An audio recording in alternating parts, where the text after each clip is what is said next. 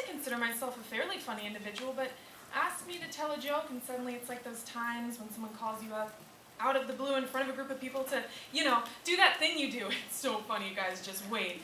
And you go blank, and suddenly your mind becomes useless, unable to recollect anything but cat photos and gifs of puppies dancing. And I realize some of you may be thinking to yourselves, it's GIF, but it has been confirmed by the creator himself, Steve Wilhite, that the correct pronunciation is, in fact, GIF, although I will say that the argument that it stands for graphics interchange format is quite valid, but there you go. Just in case for some sad reason you're not enjoying yourself, at least you can leave maybe having learned something.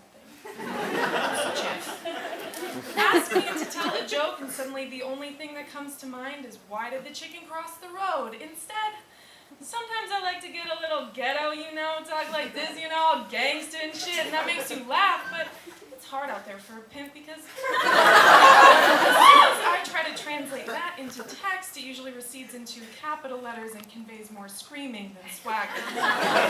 Hey, yo, where's the party at tonight? I'm finna get cray. And I like to reserve my that's what she said jokes for, really special occasions, like when someone uses the word long, or hard, or huge head, colorful, soft, small, accommodating, inches wet, cozy.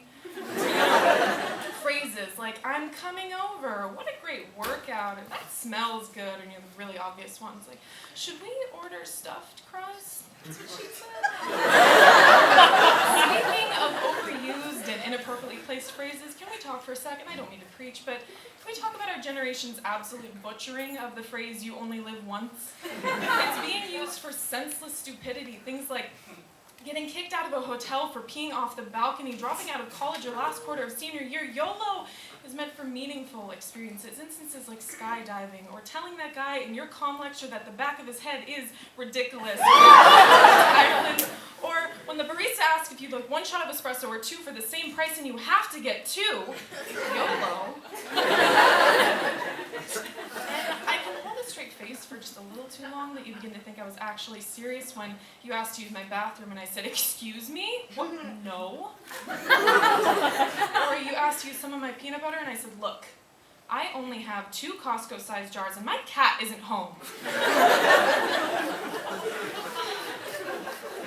And I wish I were one of those people on Facebook that could write statuses and captions that can make anyone laugh, because as soon as I try to write something remotely witty, it either receives a whopping 2 likes or I think about it so hard that I delete it 2 seconds later.